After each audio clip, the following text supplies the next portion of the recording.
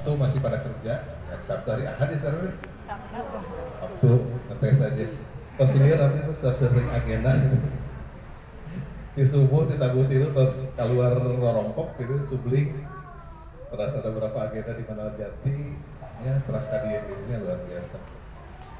Ya Bapak Ibu sekalian, investasi yang paling spesial, ya investasi yang paling berharga sesungguhnya bukan yang sifatnya materi, benda apa gitu, rumah, emas, ataupun harta lainnya, bukan itu sebetulnya investasi yang terbaik bagi seorang muslim untuk kita mendapatkan ridho Allah Subhanahu wa taala. Kalau kita bicara investasi, kita nanam modal, maka apapun kita lakukan biasanya. Apapun juga kita ikhtiarkan gitu ya. Jadi kalau bicara investasi karena kan bicaranya untuk profit. Jadi insya Allah di tempat punya aset yang bisa kita pergunakan suatu saat. Bagi seorang muslim, keluarga, aset yang paling mewah, aset yang paling mahal, tiada lain dan tiada bukan adalah anak-anak kita. Jadi ketika kita berikhtiar mendidik anak-anak kita, berikhtiar membiayai anak-anak kita, berikhtiar dengan doa-doa kita, maka sesungguhnya ibu sedang menginvestasikan sesuatu yang abadi. Karena dalam ajaran Islam 3 amalan yang insya Allah akan terus mengalir kepada kita. Itu yang pertama, anak yang soleh, ilmu yang bermanfaat dan disampaikan gitu ya. Kemudian adalah amal jariah, misalkan kita infak buat masjid, buat kepentingan umum, ngebangun sekolah, nah itu akan mengalir. Jadi ini poin penting yang ingin saya sampaikan. Kenapa? Karena pada hari ini kita ini orang tua kadang-kadang tidak terlalu cukup serius mendidik anak-anak kita. Bahasa saya tidak terlalu cukup serius. Iya penting, ngerti anak itu, tapi dah kumaha. Kadang-kadang kita sudah menyerah lebih dulu gitu dengan kondisi anak-anak kita. Kita kadang-kadang sudah, aduh ya tegas, diikhtiaran segala macam, dididik segala macam, tapi kadang-kadang kita merasa anak kita masih belum sesuai ekspektasi kita, belum kurang dibikaharap orang kali ulang gitu. Apalagi sekarang di eranya 4.0 yang luar biasa gitu ya. Nah, saya ingin menyampaikan hal yang penting dulu. Jadi ini harus jadi mindset utama. Anak adalah investasi terbaik kita untuk dunia dan akhirat gitu ya. Jadi jangan pernah main-main dalam didik anak. Jangan pernah berpikir ngadidik sahayuna. Kalau orang ngadidik sahayuna, budak mau dihasilkan kayak nya sakarepna. Gitu seperti itu. Jadi ini yang ingin yang ingin diberikan penekanan gitu. Bapak Ibu sekalian, banyak juga masuk ke saya ketika ngobrol, itu anak-anak kita yatim sebelum waktunya. Bapak ibunya ayah gitu, tapi dia merasa yatim, tidak menjadi sahabat bagi anak-anaknya, gitu. Tidak menjadi teman akrab bagi anak-anaknya. Bahkan ayah dan ibunya dianggap sebagai orang yang tidak disukainya, seperti itu. Dia yang meninggal dia, bapak ibu punten murang kali rata-rata dia murang kali Pak Agengna, ayeuna kelas sabaraha sekolah. Anu gaduh murang kali tos kuliah. Ya Bu, ayahnya 1 ya. Rata-rata Pak Agengna SMP sih katanya. Nah, itu. Berarti lebih pengalaman abdi gitu ya. Abdi murang kali tos damel gitu ya. Alhamdulillah. Usia anak yang pertama 26 tahun, anak kedua itu baru beres sidang, anak ketiga masih kuliah, 4 ke 5 masih kuliah dan masih ada yang pesantren gitu ya. Saya anak 3, laki-laki nomor 1, 2, 3, keempat, kelima perempuan gitu. Dan sudah mengalami berbagai masa mendidik anak gitu. Dan masa yang tersulit itu adalah nanti ibu bapak sekalian ketika memasuki anak SMP. Paling mulai masuk problem itu ketika kita masuk anak-anak kita SMP, kemudian ketika kita gagal mendidik anak di SMP, problem akan semakin membesar di SMA. Gitu. Dan akan semakin jauh lagi ketika anak sudah kuliah. Gitu. Gitu. Makanya kalau kita tidak mengantisipasi, nah ini akan menjadi masalahnya akan menumpuk. Gitu. Nah, saya katakan tadi banyak anak yang yatim piatu sebelum waktunya. Kenapa? Karena orang tua tidak cukup serius dalam mendidik anak kita. Ada istilah sekarang ada fatherless, ada motherless. Jadi istilah sudah tidak punya bapak, sudah tidak punya ibu, padahal ibu dan bapaknya ada gitu. Seperti itu. Jadi anak-anak kita betul-betul harus kita perhatikan seserius mungkin, seoptimal mungkin. Nah, ada beberapa hal dan tema hari ini adalah judulnya Bapak Ibu sekalian, membangun kebersamaan, kan gitu ya, membangun kebersamaan suami dan istri dalam mendidik anak-anak kita. Ini tema yang bagus sekali sebetulnya, membangun kebersamaan, karena hari ini yang seringkali ditunjuk hidung, disalahkan tuh biasanya ibuna gitunya, terus tuh Bu, budak bangor gara-gara indungna tuh bisa ngadidik anak gitu. Nah, dalam ajaran Islam, Bapak sekalian yang ada di depan saya, sesungguhnya yang paling bertanggung jawab untuk mendidik anak-anak kita adalah kita gitu, sebagai laki-laki. Ar-rijalu qawwamuna 'alan nisa. Sesungguhnya laki-laki itu adalah pemimpin bagi perempuan. Maka ayat itu seperti pilot, seperti driver yang membawa kendaraan dengan drivernya istri kita. Nah, ini penting diketahui. Kenapa? Karena hal-hal yang besar ini harus dikomunikasikan oleh ayahnya, bukan oleh ibunya. Ibunya itu bukan biasanya dalam konteks Muslim gitu ya, ibunya itu menjabarkan apa yang menjadi kebijakan daripada ayahnya gitu. Kalau bapak nanti boga konsep, gimana mungkin ibunya menjabarkan apa yang menjadi keinginan istrinya atau ibunya. Nah, ini hal-hal mendasar yang harus kita ketahui. Nah, untuk kita menghadirkan keluarga yang harmonis, sakinah mawaddah, yang pertama adalah tentunya suami dan istri ini harus memiliki kuatul maknawiyah, kekokohan spiritualitas, gitu. Kekokohan hubungan dengan Allah Subhanahu wa Ta'ala. Gitu. Jadi ini poin penting. Seringkali ada anak yang masalah gitu ya, pernah menyampaikan ke saya sederhana saja, perbanyak istighfar, perbanyak tahajud gitu. Kadang-kadang masalahnya kompleks gitu ya disampaikan, tapi biasanya kita sederhana saja, perbaiki hubungan dengan Allah, kemudian tahajud, perbanyak istighfar. Berapa kali istighfarnya dalam penjelasan Al-Quran? Ya ayyuhallazina amanu zikron kasiron. Jadi lama zikir mah sebanyak-banyaknya, mau 1.000, 2.000, 7.000, ya sebanyak-banyaknya. Jadi kuatul maknawiyah, kuatan spiritual itu menjadi hal yang utama bagi kita sebagai suami ataupun sebagai istri. Nah, yang paling di sini karena ini hari ayah, ya saya juga mengingatkan diri saya pribadi gitu ya. Jadi ayah yang harus paling cepat wudu gitu ya ketika sudah terdengar adzan. Ayah harus menjadi terdepan ketika akan ke masjid. Bayana kata kumaha, daripada orang ke di akhirat merondang gitu Bapak sekalian gitu ya. Harus mempertanggungjawabkan kita sebagai rizal, sebagai pemimpin di rumah tangga kita.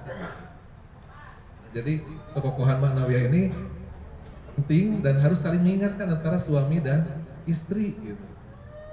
Jadi ketika istri lemah hubungan dengan Allahnya gitu ya, maka suami harus mengingatkan kepada istri. Istri melihat suami agak lemah ibadahnya, ya segala didorong, dikasih semangat gitu.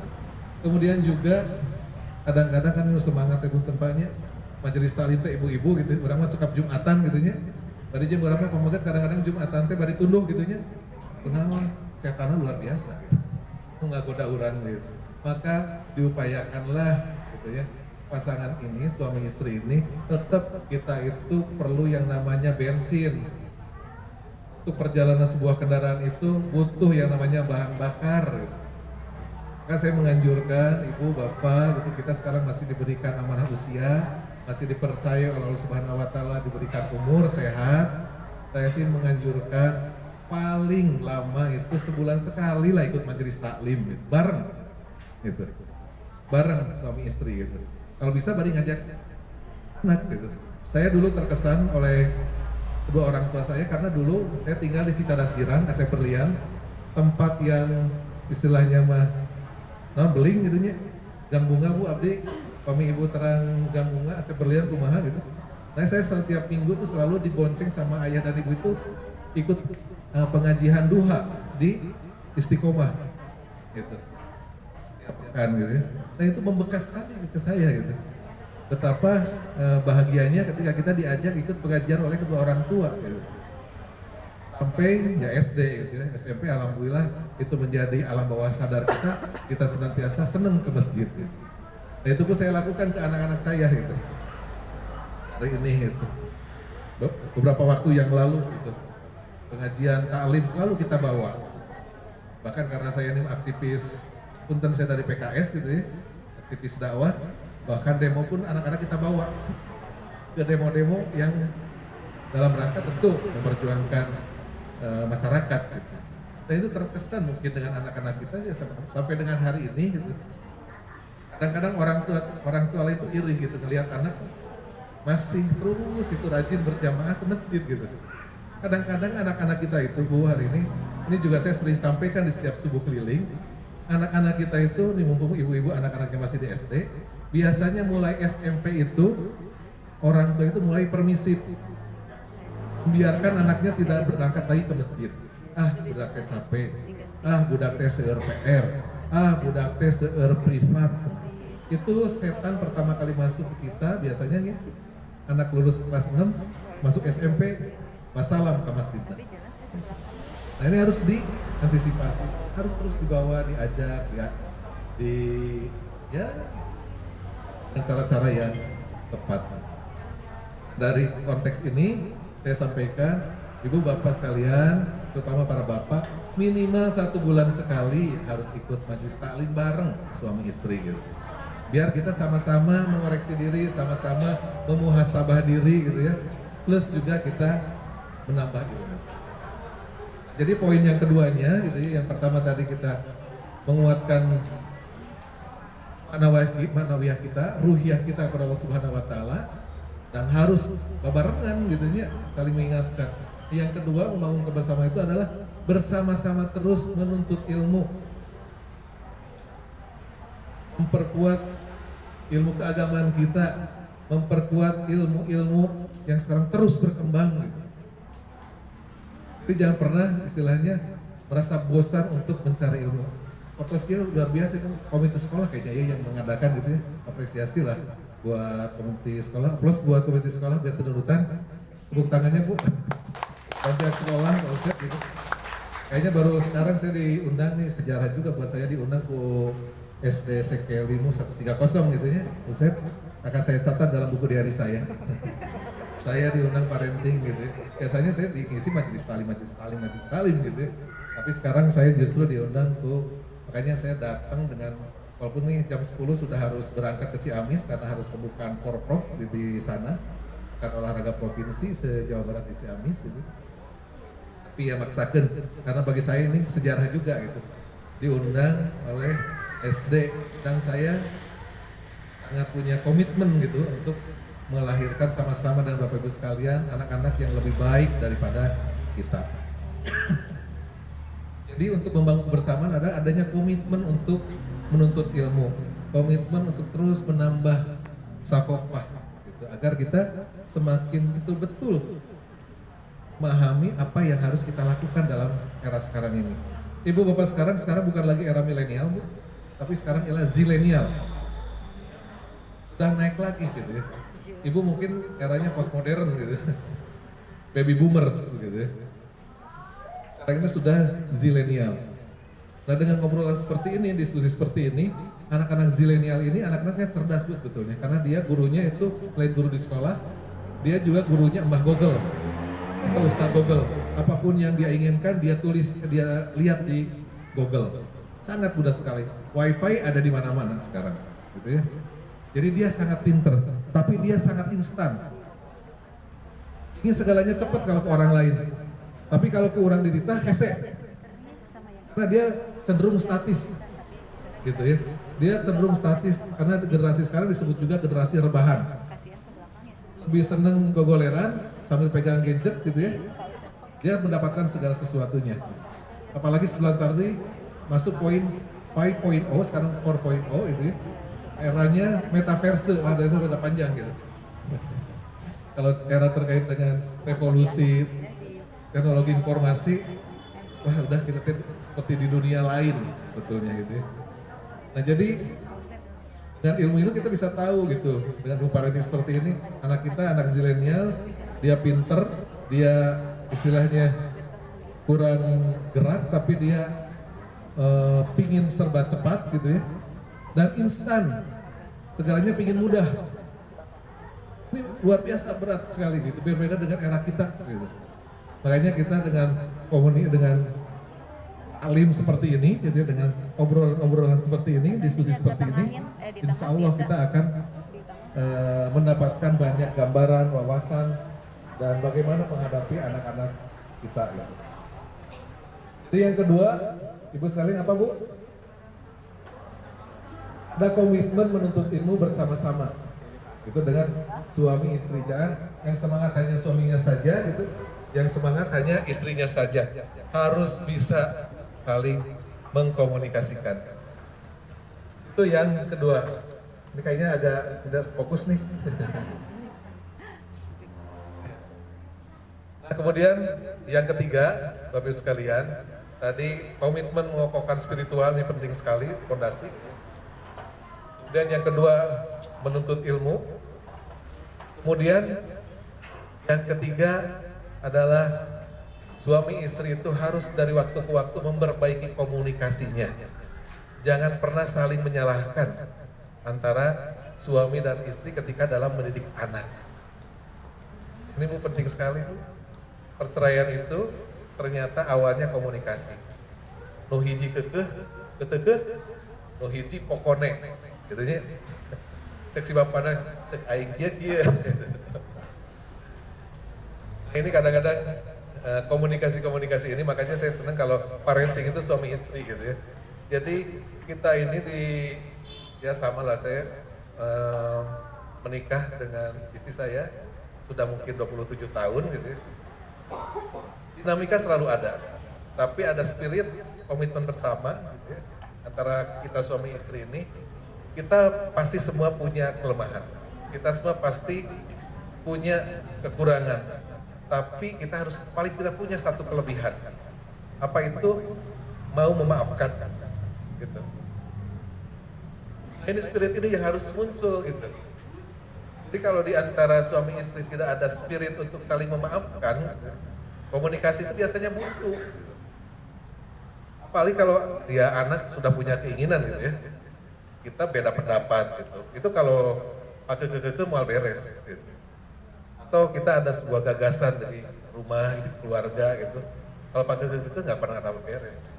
Tapi kalau dengan komunikasi yang tadi itu, kita saling menghargai, saling menghormati, dan punten gitu ya, kita kadang-kadang melihat itu kekurangan gitu dari pasangan itu gitu. Padahal demikian banyak kelebihan dari pasangan kita gitu. Ini yang seringkali ya akhirnya gitu kita mentok dalam berbagai komunikasi. Nah ini kalau untuk membangun apa namanya tadi kebersamaan mendidik antara anak dan istri gitu, ketika kita tidak kompak gitu, ya pasti anak bubar jalan gitu.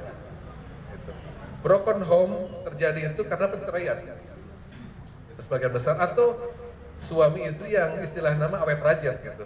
Nu penting mah status aja suami istri. Kan lah masalah ini. Nah itu jangan sampai terjadi seperti itu. Karena dalam ajaran kita, setan itu akan mendapatkan award terbaik gitu, menjadi iblis terbaik itu di antara mereka itu ketika mereka mampu memutuskan hubungan antara suami dan istri. Makanya kita pernikahan itu diikat dengan istilah misakon gozizo, ya. Ikatan yang sangat kuat, ikatan yang sangat spesial gitu. Dan tidak ada yang bisa memutuskan sebetulnya ya kecuali keimanan gitu.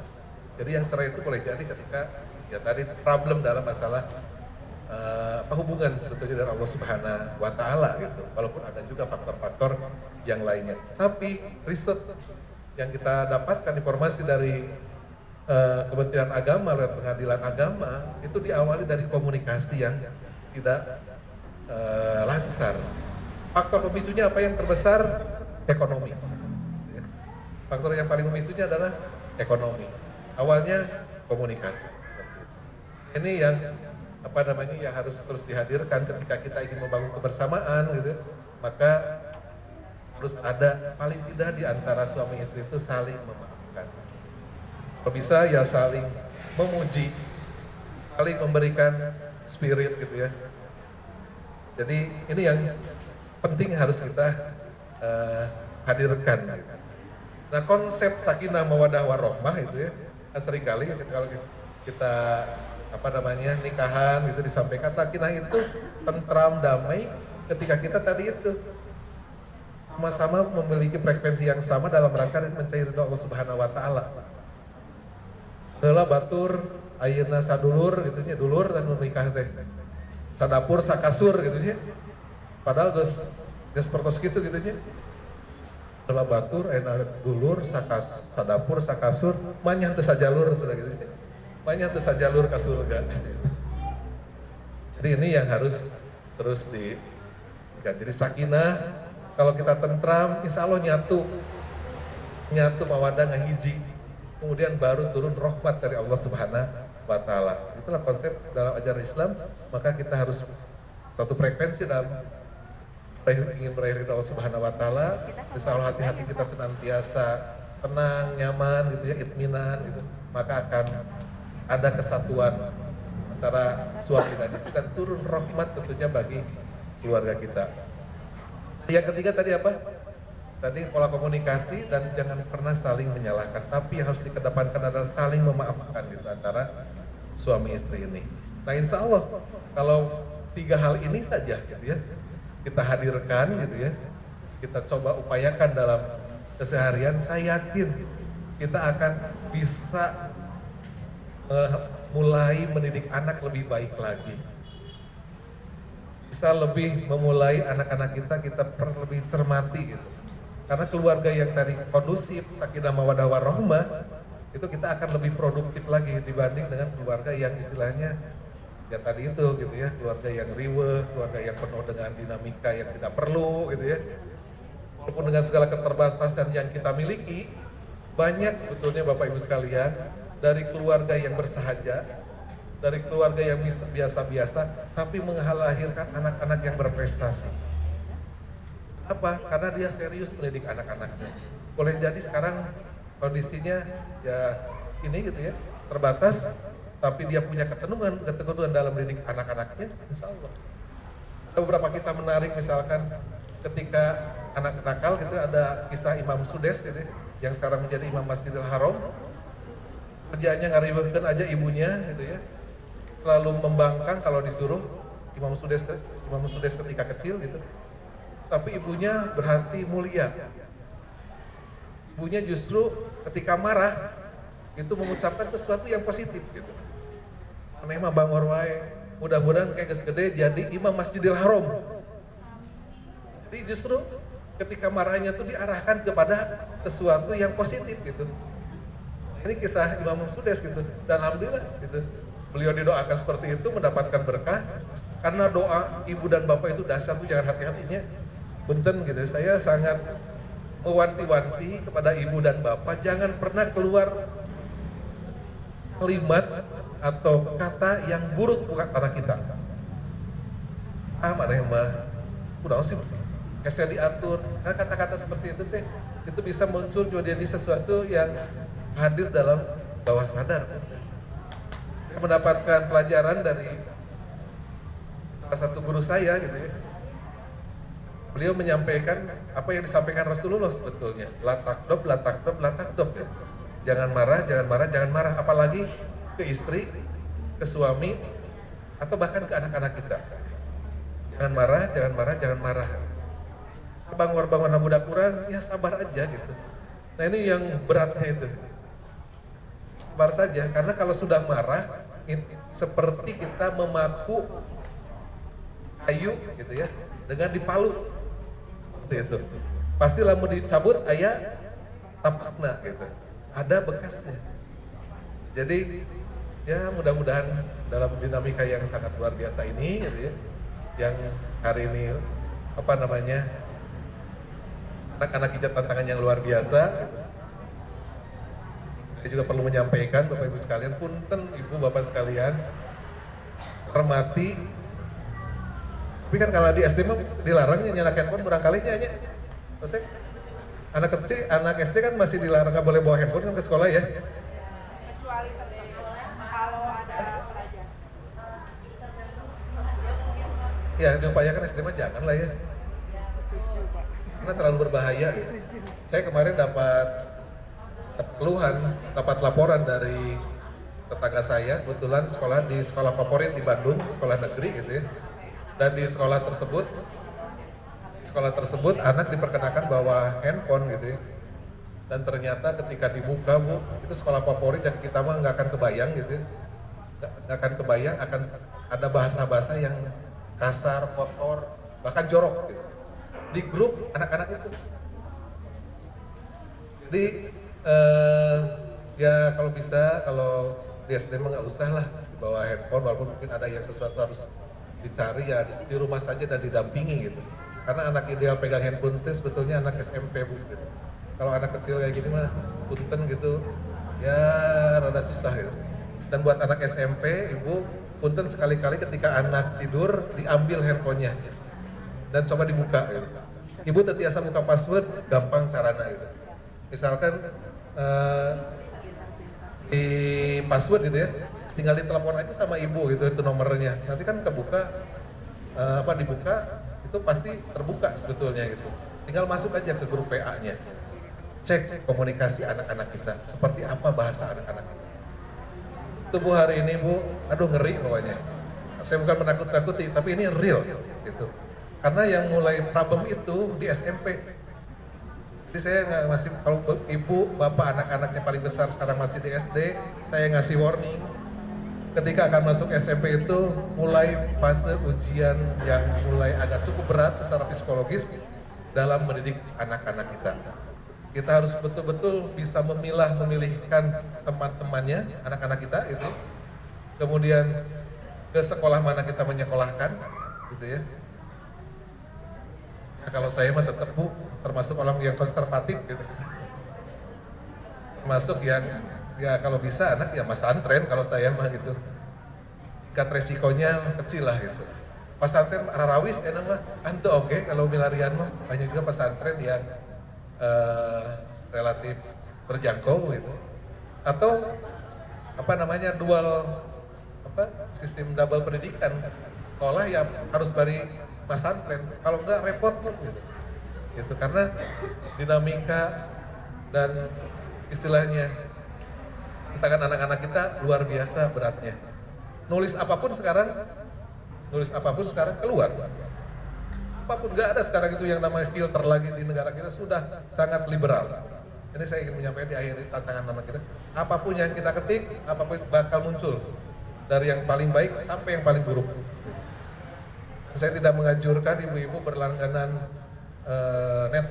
Netflix, tahu mungkin ya, ataupun video dan lain sebagainya, tidak sangat direkomendasikan dalam konteks pendidikan anak-anak kita. Jadi lebih baik konservatif Bu kalau terkait dengan gadget. Bahkan Stephen Jobs yang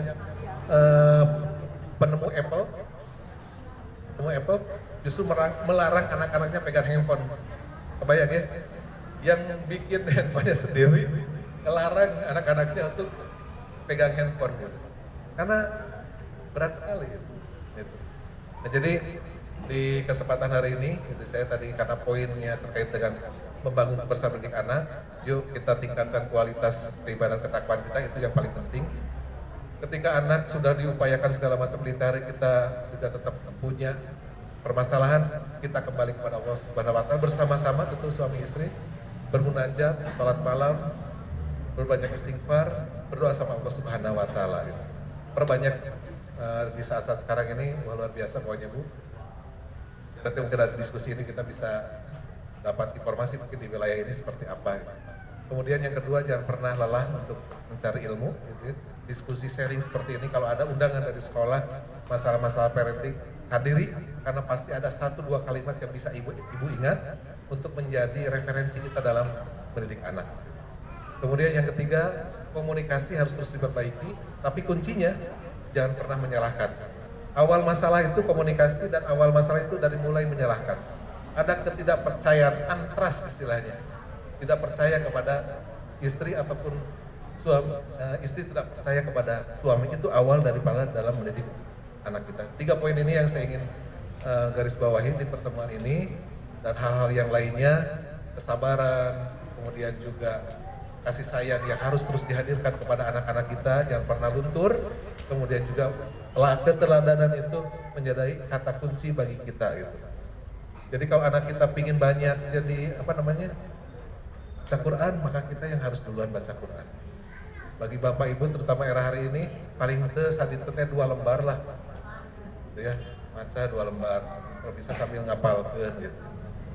Kemudian juga jangan pernah berputus asa dengan rahmat Allah kalau untuk mendidik anak gitu ya. Kalau anak itu passionnya misalkan olahraga, ya dorong aja, tapi olahraga yang positif gitu ya. Kisah sukses Taufik Hidayat, bagaimana ayahnya nganter budaknya sampai anaknya berprestasi gitu ya. Diantar ke mana bari jeung didoakeun gitu. Anak senang Quran, antar sampai dia hafiz, kemudian dia mendapatkan prestasi gitu.